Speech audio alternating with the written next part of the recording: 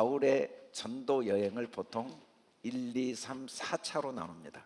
3차 전도 여행 후에 로마 감옥에 갇혀서 옥중서신을 많이 기록했습니다. 그리고 하나님의 은혜로 풀려나자마자 또 4차 전도 여행을 하던 중에 디모데 전서와 후서를 쓰고 순교를 당하죠.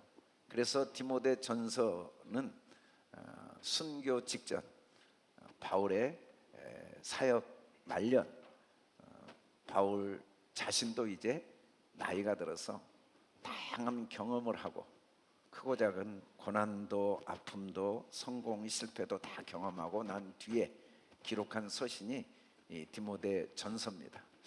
디모데 전서 기록 연대를 그래서 AD 62년에서 64년경으로 학자들은 추측을 하고, 이 디모데 전서란 이름 자체가 바울이 디모데에게 편지를 보냈기 때문에 디모데 전서, 디모데는 바울의 영적 아들이라고 바울이 소개했죠.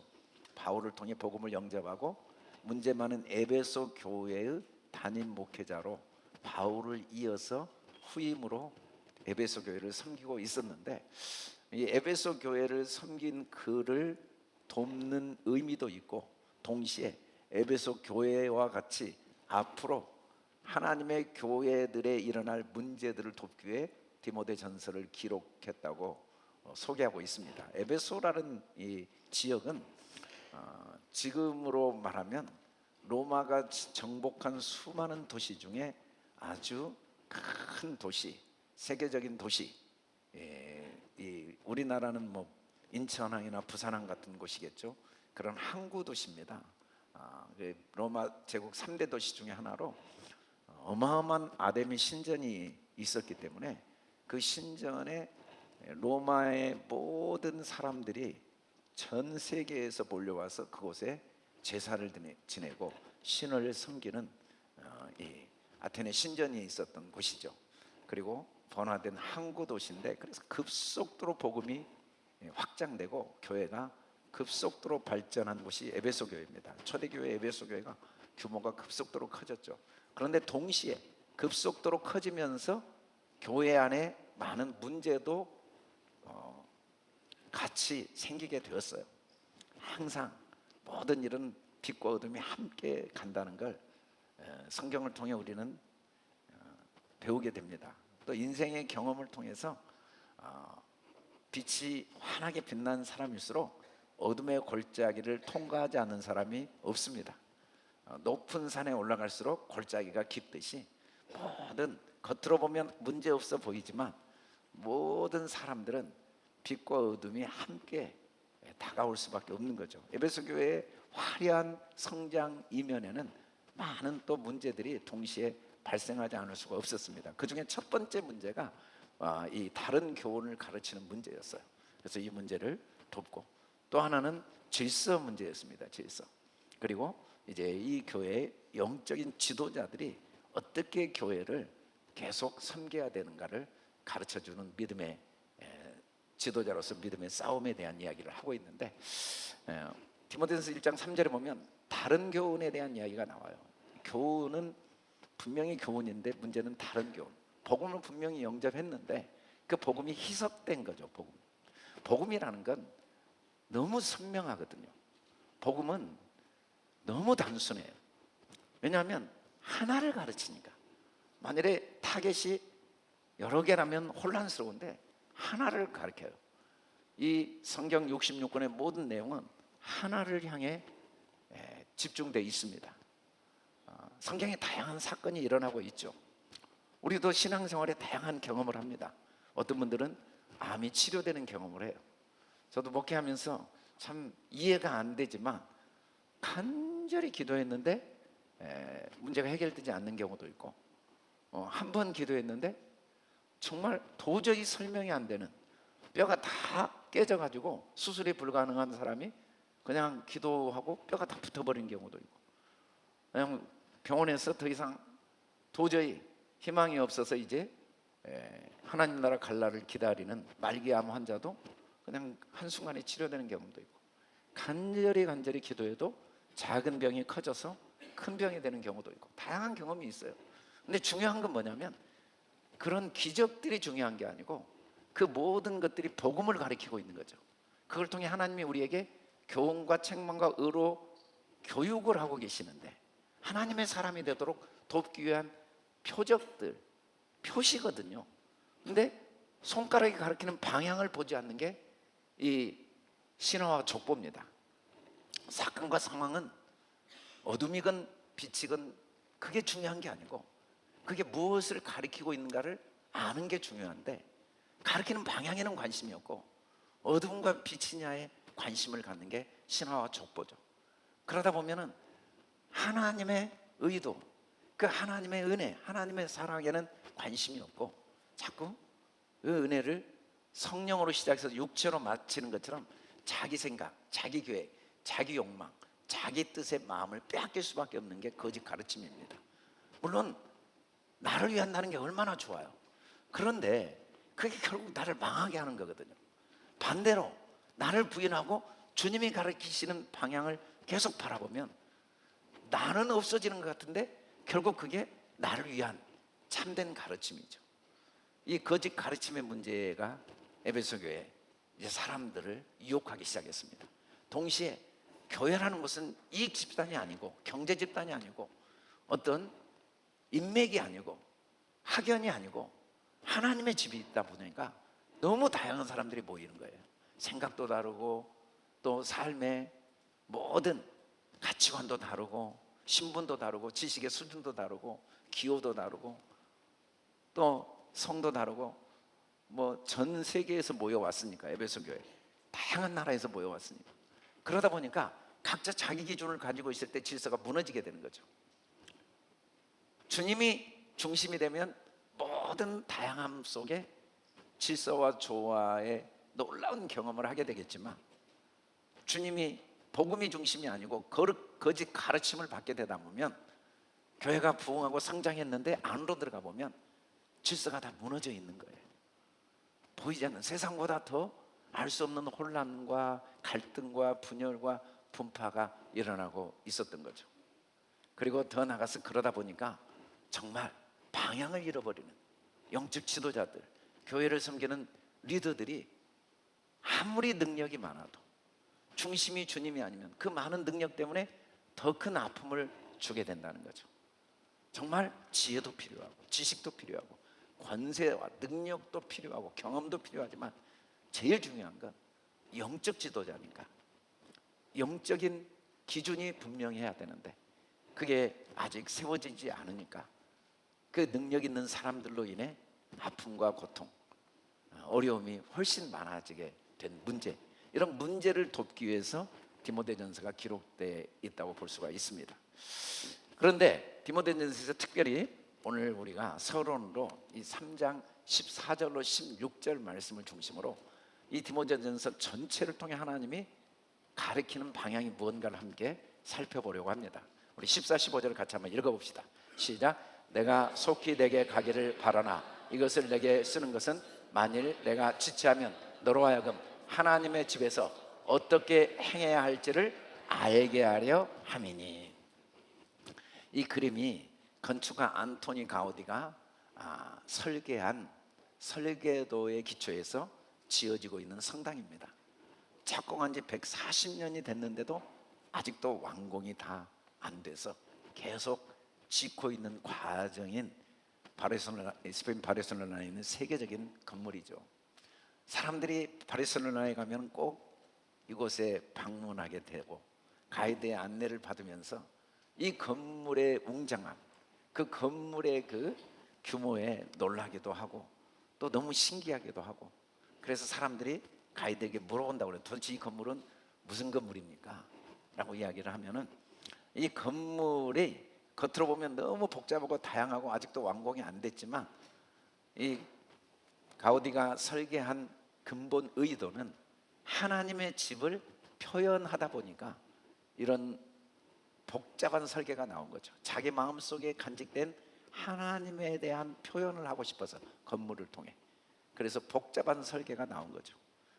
가이드가 하나님의 집입니다 라고 이야기를 해요. 사실은 이 건물의 목적이 뭔지, 무엇을 위해 지은지 설계한 가우디밖에, 건축 설계사밖에 정확히 모르는 거죠.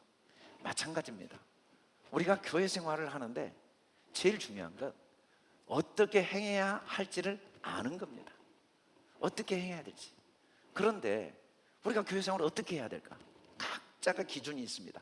각자가 생각이 있고 각자가 나름대로의 방향이 있는데, 제일 중요한 건 이 교회를 세우신 하나님의 의도, 하나님의 뜻을 아는 것이 제일 중요하죠. 그러지 않으면 우리가 아무리 교회에서 나름대로 열심히 했다 할지라도 그건 의미가 없거나 아니면 오히려 하나님께 방해가 될 수 있다는 거예요.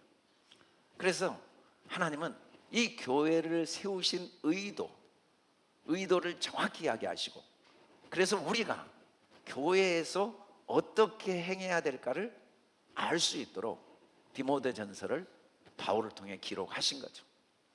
오늘 말씀의 내용을 보면 디모데전서 3장 15절에 이 교회를, 이 집은 살아계신 하나님의 교회요 라고 말합니다. 이 집, 교회를 집이라고 말한 이 집은 우리가 생각하는 이런 건물이 아니에요. 오이코스라는 이 헬라어는 관계를 의미합니다. 가족 공동체, 친족들, 권속들, 생명 공동체를 의미해요. 생명 공동체. 그게 오이코스 집이죠. 교회를 우리가 어떻게 볼 것이냐에 대한 생각은 너무 다양합니다. 사람들은 교회를 그냥 여러 종교 중에 하나라고 생각을 해요. 신앙생활을 하기 위해, 종교 활동을 하기 위한 하나의 여러 형태 중에 하나다. 어떤 분들은 교회를 내면의 인격을 수련하는 곳으로 생각하시는 분들도 있습니다. 그리고 또 마음의 고민, 내 안에 있는 이 알 수 없는 고민을 해결하기 위한 장소로 생각하는 분도 있고, 또 친목 모임으로 생각하는 분들도 있죠. 해외에 나가면 교포들이 교회를 많이 다녀요. 일본도 뭐 우리 중에도 그렇게 하다가 예수 믿는 분들이 많죠. 이번에도 제가 미국 가서 보면서 교회를 안 다니신 분이 없어요. 정말 절대 교회를 안 다니시리라는 확신을 주는 사람들이 종종 있었거든요. 같이 다닐 때. 그래서 식사하면서 혹시 교회를 다니세요? 전도하려고 물어봤더니 미국에서 교회 안 다니면 교민 생활 못합니다. 안 다닌 분이 없어요. 정보를 얻어야 되고 관계를 맺어야 되고, 교회를 안 다니면 정보를 얻을 수가 없고 관계가 안 맺어지니까 그렇게 생각하는 분들도 있습니다. 그러나 성경은 교회는 이익 집단이나 어떤 친교 모임이 아니라 가족, 혈연 공동체라는 거죠. 교회가 하나님이 의도하신 가족 공동체라는 것을 받아들이지 못할 때, 그냥 조직으로 생각할 때, 건물로 생각할 때 겪는 아픔이 참 많습니다. 미국의 관동 일본의 대지진 때 그 지역의 교회가 다 무너졌다는 거예요. 한꺼번에. 어마어마한 아픔이죠. 하나님의 교회가 다 무너진 거예요. 건물이 그냥 다 터가 흔들리고, 그 일본에 얼마나 교회 세우기가 어렵습니까? 그런데 다 무너졌는데 몇 년 지나고 신기하게 건물이 교회라고 생각했던 사람들, 그런 교회들, 그런 교회의 이 관계를 위해, 자기 내면을 위해 모였던 사람들은 시간이 지나니까 건물이 무너지면서 다 흩어진 거예요.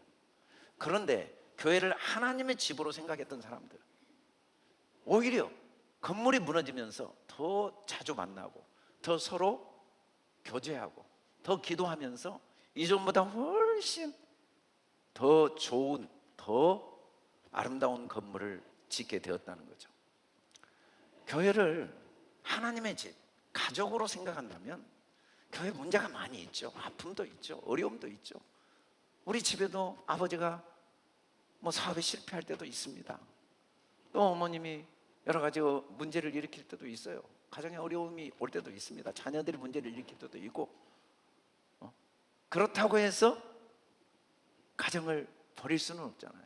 그럴수록 우리가 함께 기도하고, 함께 어려울수록 힘을 주고 격려하면서 가정을 지키는 게 정상이죠. 어떻게 부모를 버리고, 부모가 아버지가 제대로 사업도 못하고 그렇다고 이제 소용없습니다. 그럴 수는 없잖아요. 부모를 그렇게 내가 버리면 고아가 되는 거죠, 고아. 그래서 교회가 하나님의 집, 그리스도의 피로 하나 된 우리가 가족이라는 걸 받아들이지 못한 사람들은 신앙생활을 아무리 오래 해도 고아처럼 신앙생활합니다. 뿌리가 없어요, 뿌리. 부모가 없고 형제가 없고 이웃이 없죠. 그래서 뿌리가 없는 고아, 다시는 고아로 태어나지 마라.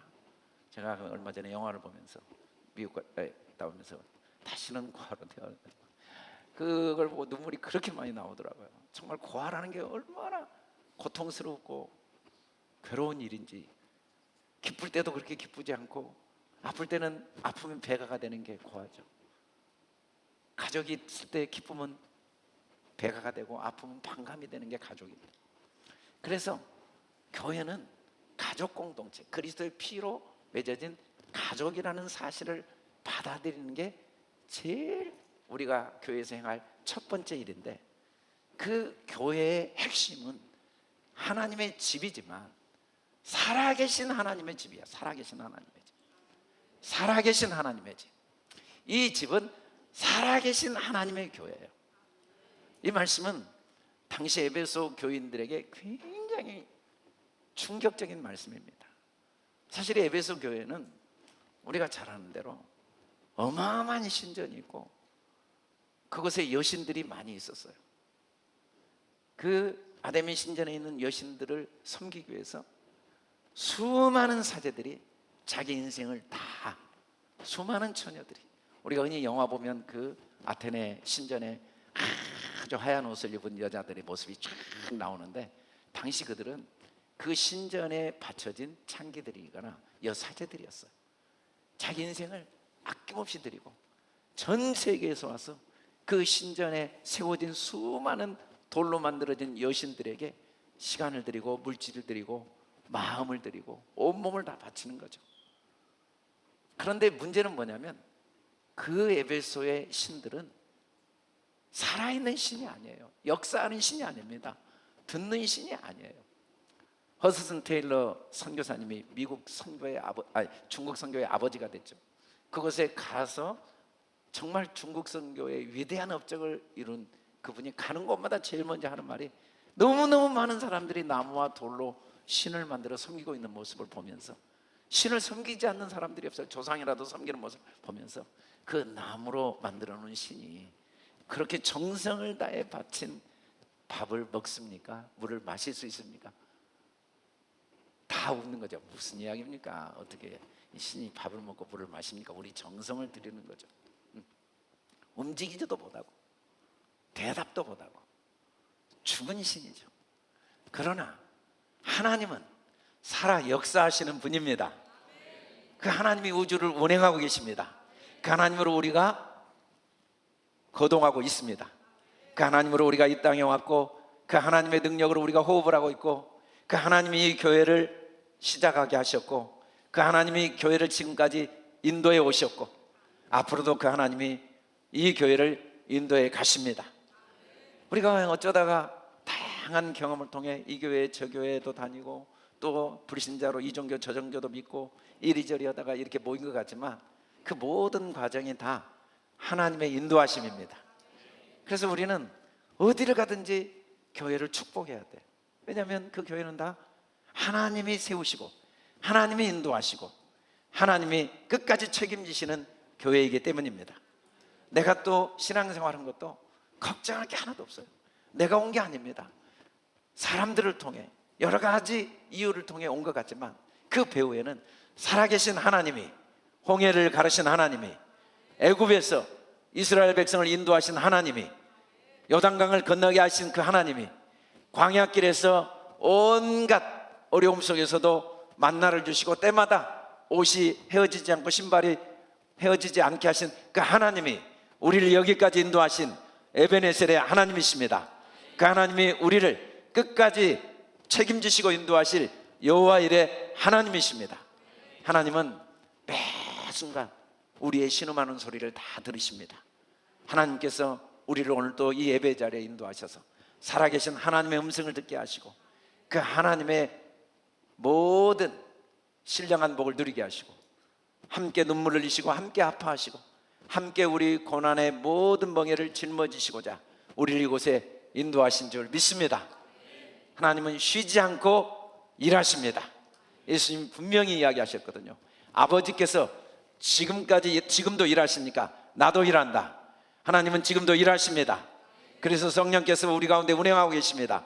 우리 안에 예수 그리스도께서 성령으로 말미암아 여전히 그 보혈의 피로 우리를 덮으시고 계십니다. 우리 배에서 생수의 강이 흐르게 하시는 성령의 역사가 오늘 예배 자리에 우리 안에서 여전히 일어나고 있습니다. 우리 하가 장로님은 또 인천에 가서 간증하고 있는데 하나님께서 그곳에서도 살아계셔서 그 교회도 하나님의 집이기 때문에 역사하고 계신 줄 믿습니다. 특별히 하나님께서 세우신 교회라는 사실을 예수님은 마태복음 16장 18절에서 이렇게 우리에게 선언하십니다. 같이 한번 읽어봅시다. 시작. 또 내가 내게 이르노니 너는 베드로라. 내가 이 반석 위에 내 교회를 세우리니 음부의 권세가 이기지 못하리라. 내 교회를 내가 세운다고 분명히 말씀하셨습니다. 우리가 세운 게 아닙니다. 사람이 세운 게 아닙니다. 주님이 이 교회를 세우셨습니다. 주님이 이 교회를 여기까지 인도하셨습니다. 주님이 이 교회를 앞으로 책임지고 인도해 가십니다. 내가 이 교회를 인도해 가는 게 아닙니다. 주님이 세우셨기 때문에 음부의 권세가 이기지 못합니다. 사망의 골짜기를 지나지 않는 건 아니지만 수없이 많은 폭풍과 비바람을 맞지 않는 건 아니지만 그럼에도 불구하고 그 모든 것들을 통해 넉넉히 이기게 하시는 하나님이십니다. 이것은 절대로 사람의 생각과 계획으로 세워진 교회가 아니고 여기까지 온 게 아닙니다. 누구 때문에 무엇 때문이 아닙니다. 주님이 직접 통치하시고 주님이 이 교회를 인도하셨고 우리 한 사람 한 사람도 주님이 이 향기교회 한 가족이 되게 하신 줄 믿습니다. 우리가 행해야 될 건 주님을 마음에 주로 모시는 일입니다. 주님을 주인으로 인정해 드리는 겁니다. 살아계신 주님의 역사하심, 여전히 지금도 홍해를 가르신 그 주님, 죽은 나사로를 살리신 그 주님, 그 주님이 지금도 우리 가운데 살아 역사하심을 신뢰하고 인정하고 확신하는 것입니다. 특별히 오늘 말씀해 보면 이 교회를 진리의 기둥과 터라고 했어요. 그때 그 진리가 뭐겠습니까? 16절을 같이 한번 읽어봅시다. 시작. 그도다 경건의 비밀이요 그렇지 않다 하는 이는 없도다. 그는 육신으로 나타나신 바 되시고 영으로 의롭다 하심을 받으시고 천사들에게 보이시고 만국에서 전파되시고 세상에서 믿음 받으시고 영광 가운데서 올려주셨느니라. 진리는 오직 예수 그리스도. 여러분, 진리는 우리가 생각한 것과 달라요. 예수님이 진리예요. 예수님은 구유에 태어나셨습니다. 그 어린아이가 되셨어요. 예수님은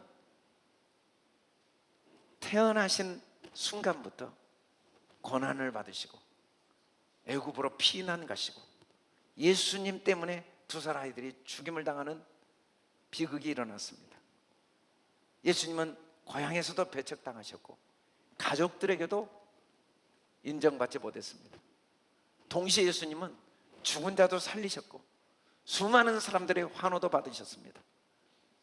또한 예수님은 사람들에게 조롱과 멸시를 당하시고 침뱉음을 당하시고 채찍에 맞으시고 손과 발이 못 박혀 죽임을 당하셨고 무덤에 묻혀서 음부에 데려가셨습니다. 또 예수님은 부활도 하시고 승천도 하시고 그 부활하신 몸으로 제자들과 40일 동안 함께 하시기도 하시고 지금도 그 예수 그리스도는 온 세상에 전파되어지고 살아 역사하시는 분이십니다. 이 진리, 예수님이 진리, 예수님이 진리죠. 예수. 내가 곧 길이요 진리요 생명이니. 그래서 교회가 예수님을 보지 못하면, 진리가 없으면 이건 종교 활동입니다. 이건 조직에 불과해요. 그래서 교회는 제일 중요한 게 진리의 기둥이 되는 거죠. 진리의 기둥. 사람들은 진리 그러면 truth, 영어의 뭐 참된 것, 그렇게 단순하게 생각을 하지만 성경이 말한 진리는 그런 의미가 절대 아니에요. 이 에메트라는 이 히브리어 그림 문자에 알렙은 첫 글자입니다. 알렙. 그리고 타부는 마지막 글자, 십자가를 의미하기도 하는데, 알렙과 타부 안에 맴, 하나님의 의도와 뜻, 하나님의 그 섭리와 질서가 담겨 있다는 게 진리예요. 진리는 뭐냐면요, 이 세상 모든 게 하나님의 선하신 뜻 가운데 일어나고 있다는 겁니다. 그 22글자 다, 알렙부터 타부까지 그 속에 맴이 들어있어요. 하나님의 의도가 있습니다. 하나님의 계획이 있어요. 하나님의 섭리가 있어요. 그래서 우리는 어떤 경우에도 드러난 결과로 이야기하면 안 돼요. 구유에 누이신 주님도 하나님이십니다. 사람들에게 뺨을 맞고 조롱당하고 채찍질 당하신 그 예수님도 하나님이십니다. 죽은 자를 살리신 분만 하나님이 아니세요. 우리는 기도를 많이 했더니 기적이 나타나면 하나님의 뜻이다. 기도를 많이 했는데 눈에 보이는 결과가 없으면 하나님의 뜻이 아니다. 아니에요. 진리는 뭐냐? 모든 상황이 다 하나님의 선하신 주권 속에 일어났다고 믿는 것입니다. 모든 상황이 나에게 선한 유익을 주게 하나님이 허락하신 하나님의 섭리와 계획 속에 일어난 사건임을 확신하는 게 진리입니다. 그 진리를 통하여 참된 기둥이 세워지는 거죠. 기둥이 없으면 건물을 올릴 수가 없어요. 아무리 자재가 많아도 기둥이 견고한 만큼 건물이 높이 올라갑니다. 기둥이 견고한 만큼 건물이 쓸모있게 됩니다. 그래서 기둥이 없으면 아무리 세월이 흐르고 시간이 지나도 자재가 많아도 아무 쓸모가 없죠. 기둥을 통해 이런 예배당도 짓고 집도 짓고 의미 있고 쓸모있는 높은 집을 지을 수가 있는 거예요. 그 기둥, 이 에메드라는 말이 아메드라고도 하는데, 이 기둥이라는 말이 정확히 말하면 하나님의 의도로 모든 걸 받아들이는 상태, 그 하나님의 선하심으로 인정하는 상태, 그게 기둥이죠. 기둥. 성경에 보면 기둥이 구름 기둥도 있고 불 기둥도 있거든요. 낮에는 구름 기둥, 밤에는 불 기둥.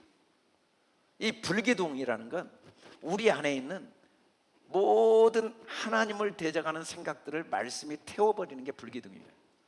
구름 기둥은 모든 말씀대로 사는데도 끊임없이 우리도 모르게 밀려오는 세상의 온갖 가치관으로 더럽혀진 것들을 날마다 씻어내는 게 구름 기둥이거든요. 그러면 내 안에는 어떤 기둥이 세워지냐?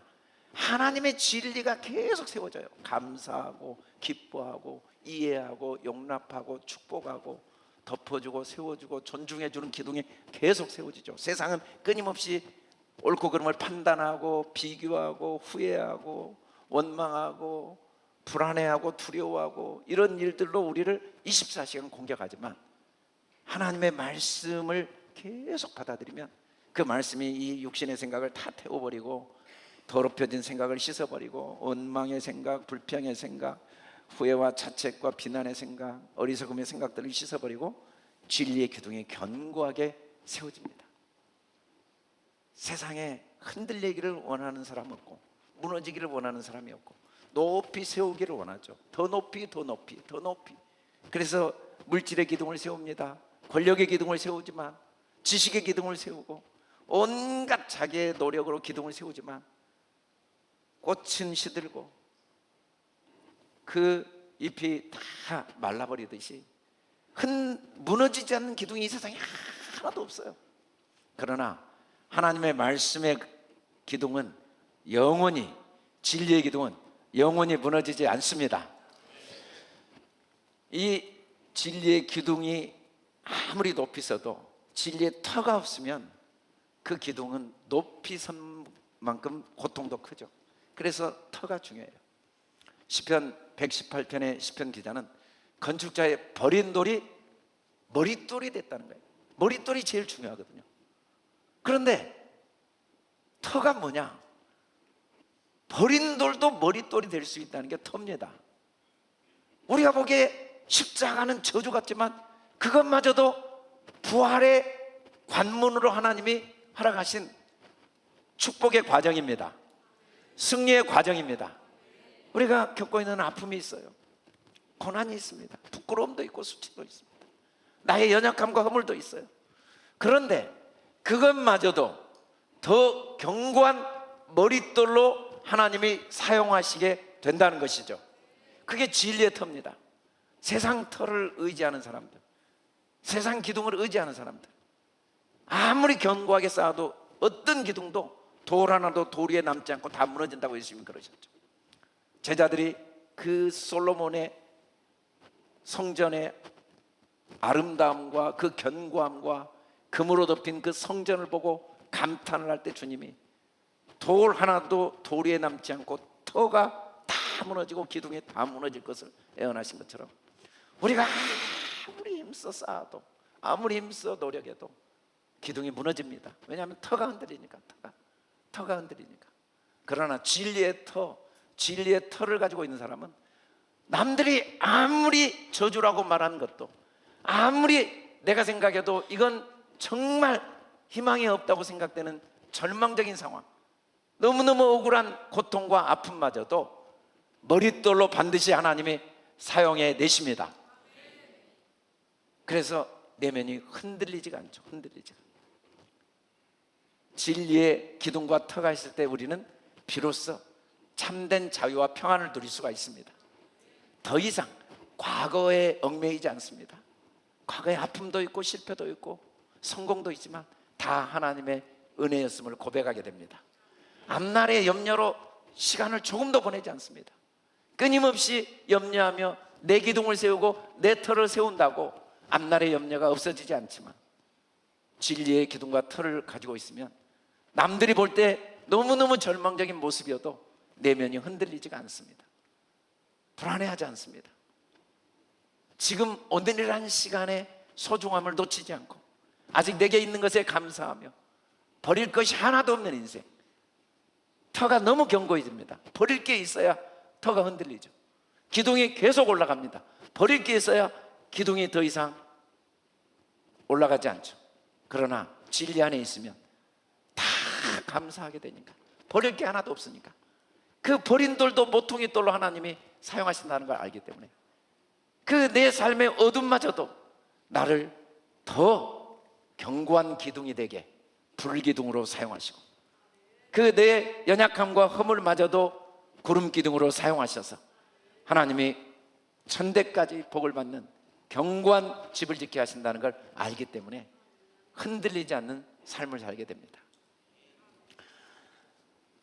우리가 잘 아는 믿음의 선배들이 참 많지만 주기철 목사님은 감옥에서 마지막 그가 남긴 유언을 소개한 내용을 보면 일사가고 한 번 죽는 건 정한 것이니까 죽음을 각오하고 믿음을 지킬 때 사람들이 그 결과를 보면 너무 비참하죠. 자녀들 뿔뿔이 흩어지고 가족들이 겪는 고통들, 자기 인생은 젊은 나이에 이렇게 비참하게 죽어가고, 그러나 나는 하나님의 교회를 위해 작은 주춧돌 하나를 놓고 갑니다. 이런 분들을 통하여 수천 년 동안 교회가 계속 기둥이 견고해지고 복음은 계속 확장되어 온 거죠. 초대교회에 말할 수 없는 로마 10번의 박해가 있었습니다. 로마 황제 중세에 말할 수 없는 이 기독교 박해가 있었습니다. 프랑스에 가면 초대교회 박해는 아무것도 아니에요. 이그노들의 그 피로 세느강이 물들어 버리고, 그래서 마르트가 순교거든요. 몽이 산이고 우리는 그게 아름다운 이 여행지라고 가보지만 사실은 그 몽마르트가 위그노들이 죽었던 수많은 순교의 피가 쌓인 언덕을 몽마르트라고 하거든요. 몽마르트 언덕. 그런 수많은 순교의 희생도 있었지만 여전히 진리의 터와 기둥이 있는 사람들을 통해 교회는 계속 확장되어 오고 우리에게까지 복음이 증거된 거죠. 정말 더 이상은 희망이 안 보인다, 그런 때가 많이 있었습니다. 교회를 개척하고. 그럼에도 불구하고 아무 희망이 안 보이는 그 깜깜한 지하 예배당에서 저녁마다 나와서 기도하는 몇 사람들이 있었고, 정말 이 정도 되면 포기할 만하다라는 절망적인 고통이 우리 교회도 많이 있었습니다. 뉴스에 나온 사건들도 많이 있었고, 가슴 아픈 사건들. 그러나 그때마다 견고하게, 터가 견고한 사람들, 진리를 붙든 사람들, 그 하나님의 선하심을 붙들고자 눈물 흘리고 몸부림치는 사람들을 통해 하나님은 이 교회를 변함없이 여기까지 인도하셨고 또 앞으로도 인도하실 줄 믿습니다. 성도는 누굽니까? 하나님의 집에 진리의 기둥과 터들입니다. 하나님은 우리를 진리의 기둥으로 세우셨습니다. 세상은 끊임없이 흔들리지만 우리 때문에 또 다른 사람들이 함께 세움받게 하십니다. 가정의 진리의 터로 우리를 부르셨습니다. 오늘 우리가 본 영상에서 정말 너무너무 가슴 아프고 안타까운 모습이죠. 돈이 없어서 이발도 못하고 면접 보러 가야 되는데 입을 옷도 없는데, 그런데 그에게 조건 없는 친절을 베풀고 그 돈을 주려고 하는데, 이 돈을 주지 말고 꼭 기억해라, 이 친절을 다른 사람에게 베풀어 주세요. 그런데 그 작은 친절이 이 사람을 성공하게 하고, 이 사람이 또 그걸 절대 잊지 않고 또 다른 어려운 사람들에게 친절을 베푼 거죠.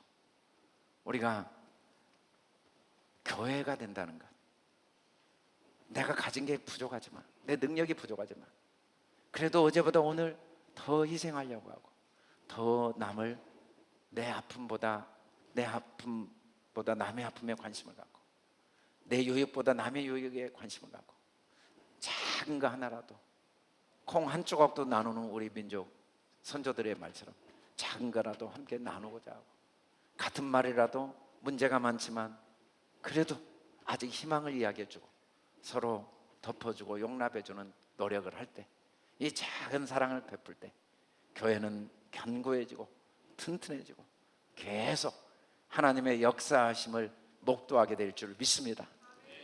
성도는 하루아침에 하나님의 집에 진리의 기둥과 터가 되지 않습니다. 저희도 교회 기둥 세웠지만 저절로 되는 게 아니에요. 엄청난 노력을 해야 됩니다. 철근으로 다 하나하나 세우고, 그리고 그것을 또 거푸집으로 싸서, 그리고 그곳에 콘크리트를 붓고, 그리고 양성이 될 때까지 기다려야 되고, 오랜 시간이 지나야, 더군다나 터는 더 많은 시간이 필요합니다. 기둥보다 훨씬 많이 시간이 필요해요. 63빌딩 제가 갔을 때 이런 이야기를 하더라고요. 63빌딩 높이만큼 지하 터를 닦았다고. 우리 교회도 마찬가지입니다. 이 터를 닦는데 6개월 걸리고 건물 짓는데 6개월 걸렸어요. 터가 그렇게 중요하죠. 하루아침에 할 수 있는 게 아니에요. 많은 연단이 필요합니다. 연단의 과정을 통해 내 안의 모든 불기둥으로 내 육신의 생각, 내 오랜 습성들, 내 기준들이 다 태워지고 하나님의 말씀이 내 안에 기둥으로 세워지고, 날마다 문제가 많고 어려움이 많고 화가 나고 짜증이 나지만 그때마다 예배드리고 기도하는 중에 하나님의 말씀의 불기둥이, 구름기둥이 내 생각을 다 씻어내고, 그럴 때 비로소 터가 견고해지고 점점 하나님이 주되심을 인정하며 어느 것 하나도 감사하지 않을 게 없고, 내가 하나라도 후회할 게 있는가, 억울할 게 있는가. 주신 분이 하나님이시고 걷어가신 분도 하나님이신데 내가 받은 것밖에 없는데 억울한 게 뭐가 있는가라는 게 마음으로 고백이 되고, 이제는 내 인생 더 이상 미련도 없고 후회도 없고 내게 주신 은혜가 너무 감사해서, 우리 지난주 황성조 박사님 통해서 한 200여 명이 온 것 같아요. 전도축제 때 제일 많이 왔어요. 정말 많이 왔는데 그 말씀하실 때 자식들 집 사주고 뭐 해주고 해서 자식들을 불행하게 하지 말고, 자기 인생 불행하게 하지 말고 아낌없이 나누고 베풀고 살아. 그것만이 자식을 위한 거고 자기를 위한 거고, 그럴 때 돌고 돌아서, 피가 돌아야 하잖아요. 돌면은 건강합니다. 멈추면은 어떤 경우도 결국은 공기도 돌고 돌면 다 나도 좋고 너도 좋고, 물도 돌고 돌면 계속 맑은 물이 되고, 피도 돌고 돌면 몸이 건강하지만 고여있고 멈추면 많을수록 썩은 냄새가 진동하는 것처럼 아낌없이 나누고 베풀고 사랑하고, 힘들지만 더 감사하고 더 존중하고 더 이해해주고 더 많이. 왜 나만 이렇게 이해해야 됩니까? 왜 나만 용서해야 됩니까? 왜 나만 양보하고 축복해야 됩니까? 왜 나만 회개해야 됩니까? 라는 생각이 들지만 그게 내가 더 기둥으로 견고한 터로, 진리의 터로 만들어진 과정임을 확신하고 가는 것이 얼마나 중요한가. 제가 뉴질랜드 갔을 때 이 레드우드 나무들을 보고 도대체 이렇게 높은 나무들이 왜 수백 년, 수천 년 동안, 이 똑같은 나무가 캘리포니아에 가면 3,000년 동안 나무들이 무너지지 않는가? 사실은 이 기둥 때문이 아니에요. 그 밑에 뿌리들이 다 서로 연결돼 가지고 아무리 강한 비바람이 와도 무너지지 않는 거죠. 터가 견고하니까, 함께 진리 안에 터가 견고하니까. 할 말이 많지만, 내 생각도 많지만 주님 중심으로 그래도 감사하고 서로 덮어주고 서로 존중하고 서로 양보하고 서로 세워져 가다 보면 수없이 많은 폭풍이 오고 비바람이 와도 그 터가 흔들리지 않고 오히려 그 기둥이 점점 견고하고 높아질 수 있다는 걸 오늘 이 말씀을 통해 주님 우리에게 교훈하고 있습니다. 그게 우리 힘으로 되는 게 아니고 오직 하나님의 능력으로. 그래서 우리는 매일 하가달라는 거죠. 매일 말씀을 또 읽고 또 말씀 앞에 무릎을 꿇고, 그래서 하나님의 음성을 듣고 하나님의 선하신 뜻을 찾고 하나님의 기뻐하신 뜻을 찾고 하나님의 온전하신 뜻을 찾고, 원망과 불평, 비교와 판단, 후회와 낙심이 끊임없이 빌려와도 더 감사하고 또 감사하고, 내가 아직도 감사하지 못하는 내 모습 발견하고, 그렇게 계속 서로를 덮어주고 서로를 격려하고 서로를 섬겨갈 때 우리 안에 보이지 않는 뿌리들이 견고해지면서 결국 나를 살리는 거죠. 내 뿌리 하나만 관심을 갖고 내 기둥 하나만 관심을 갖다가 비바람이 오면 한순간에 무너집니다. 좀 어려움이 오면 어느 사이.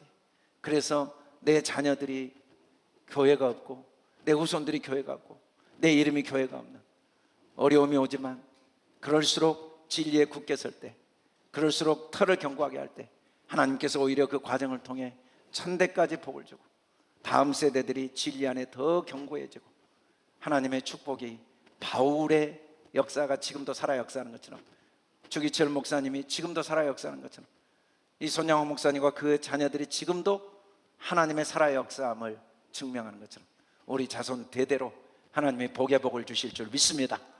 그래서 우리가 이제 이번에 특별히 지난주 우리 전도 축제를 통해 너무 많은 분들이 왔는데, 우리가 부족하지만 또 4월 21일 날 극동방송을 통해 호남 지역에 이 전도 축제를 하게 된 게 얼마나 감사한지 몰라요. 우리가 이 일을 하려면 힘도 부족하고 능력도 부족하고 시간도 부족하고, 그러나 좋은 프로그램을 준비해서 우리가 작은 희생만 하면 됩니다. 전화하고 관심을 갖고 기도하고, 여기 우리가 조금만 희생해서 식사 한번 대접하고 같이 한번 갑시다. 그럴 때 하나님께서 그 우리의 작은 친절을 통해 놀라운 구원의 역사, 이번에도 놀라운 기적의 역사를 이루실 줄 믿습니다.